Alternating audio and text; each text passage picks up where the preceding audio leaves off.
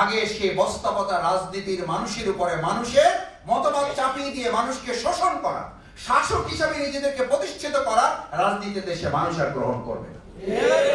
এখন প্রত্যেক মানুষ হবে তার তার জায়গায় সম্মানিত নাগরিক অধিকার, তার উপরে যিনি দায়িত্ব গ্রহণ করবেন তিনি হবেন তাদের সেবক মানুষ। যাদের কাছে আমরা যেতে পারতাম না তারা এখন আপনার কাছে আসে, কারণ এই জন্য আসে না যে জামাতের ভাব বেড়ে গেছে, এই জন্য আসে না যে জামাতের মর্যাদা বেড়ে গেছে, এই জন্য আসে যে তাদের কাছে প্রমাণ হয়েছে বাংলাদেশের এই 53 বছরের স্বাধীনতা পরবর্তী ইসলাম ছাড়া মানুষের কাছে আর কোনো পথ খোলা নেই। এখন দুনিয়ার কাছে ইসলামের সেটা আমাদের এদেশের তরুণ শিক্ষার্থী প্রজন্ম শুরু করেছে, আর সিরিয়া সেটার একটা মডেল হয়েছে এবং সিরিয়ার মধ্যে প্রমাণ হয়েছে আমরা বাংলাদেশে স্বৈরাচার পতনের মডেল হয়েছি, গোটা বিশ্বে ইসলামী বিপ্লবের মডেল বাংলাদেশ হবে। যে আল্লাহ দাসত্ব করে গোটা দেশকে, গোটা পৃথিবীর সমস্ত রক্তচক্ষুকে উপেক্ষা করে বাংলাদেশের স্বাধীনতা সার্বভৌমত্বকে তারাই সাথে হেফাজত করতে পারে। ভিন্ন ধর্মাবলম্বী কোন একজন মানুষ যখন দুনিয়াতে জন্মগ্রহণ করেন এবং তিনি অন্য কোন ধর্মের অনুসারী হিসাবে পরিচিত হন পারিবারিক সূত্রে, আপনারা জানেন যে এরকম একজন মানুষকে অনেক লড়াই সংগ্রাম করতে হয়, অনেক ত্যাগ কোরবানি করতে হয়, অনেক কষ্ট স্বীকার করতে হয়। এমনকি এই লোকটা যতদিন বেঁচে থাকে ততদিন তাকে একটা লড়াই সংগ্রামের মধ্য দিয়ে জীবন তাকে পরিচালনা করতে হয়।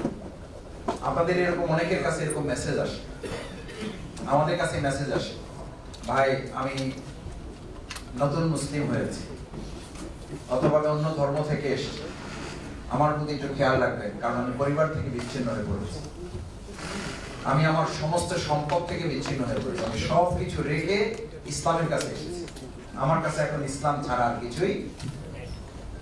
সেই ইসলাম আল্লাহ তাআলা আমাদেরকে জন্মসূত্রে পারিবারিক ভাবেই আল্লাহ তাআলা আমাদেরকে মেহেরবানি করে সেখানে অন্তর্ভুক্ত করেছেন।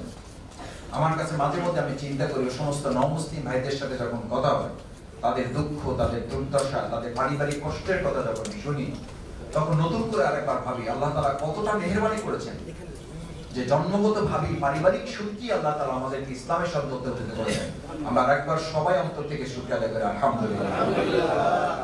ভাইরা, এই যে মুসলিম হিসাবে আমাদেরকে পারিবারিক সূত্রে জন্মগ্রহণ করার তৌফিক আল্লাহ দিয়েছেন, সেখান থেকে আল্লাহ তাআলা আরেকটা মেহেরবানি করেছেন, তিনি আমাদের প্রতি আরেকটা দয়া করেছেন, তিনি আমাদের প্রতি আরেকটা অনুগ্রহ করেছেন। গোটা বিশ্বে এই মুসলিমদেরকে এখন 4 ভাগে বিভক্ত করে ফেলা হয়েছে। প্রথম এক ভাগকে নামই দেওয়া হয়েছে জেনারেল মুসলিম, অর্থাৎ তিনি শুধু মুসলিম হিসাবে জেনেছেন, বুঝেছেন।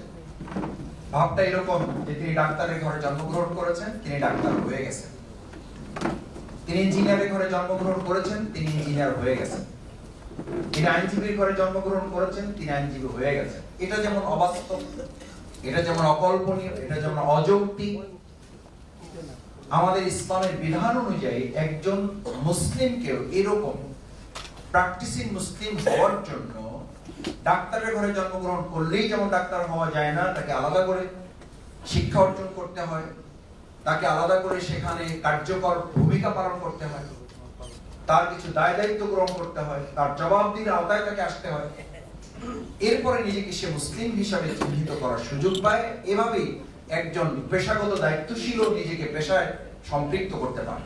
নামকা অবস্থায় একজন ডাক্তার হতে পারে না, পারিবারিক সূত্রে একজন আইনজীবী হতে পারে।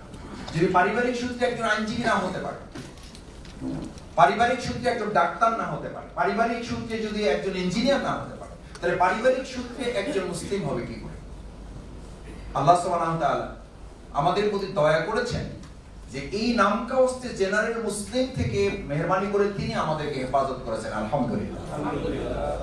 কারণ আমাদেরকে আল্লাহ তাআলা এই বুঝটুকু দিয়েছেন যেখানে কোরআনে কারিমে ঘোষণা হচ্ছে ওয়া নাফসি ওয়া মা সাওয়াহা ফাআলহামাহা ফুজুরাহা ওয়া তাকওয়াহা। ওয়া নাফসি ওয়া মা সাওয়াহা, আমরা সাধারণত এটা বলি যে ভাই আমি যদি আমার পেশাগত দায়িত্ব পালন করি তাহলে আমি আমার সংগঠনের দায়িত্ব পালন করতে পারি না, আমি যদি সংগঠনের দায়িত্ব পালন করি তাহলে আমি পেশাগত দায়িত্ব পালন করতে পারি না। আল্লাহ তাআলা আপনাকে দুটো চোখ দিয়েছেন, আল্লাহ তাআলা তো ভারসাম্যপূর্ণ করেই আপনাকে সৃষ্টি করেছেন যে আপনি এটা পারবেন। আমাকে আল্লাহ তাআলা দুটো হাত দিয়েছেন, আমাকে তো ভারসাম্যপূর্ণ করে সৃষ্টি করেছেন, আমি এটা পারবো। আল্লাহ তাআলা তো বিধান দিয়েছেন, লা ইউকাল্লিফুল্লাহু নাফসান ইল্লা উসআহা। আপনার অতিরিক্ত কোনো বোঝা আপনার উপরে চাপিয়ে দেওয়াটা আল্লাহর বিধান নয়।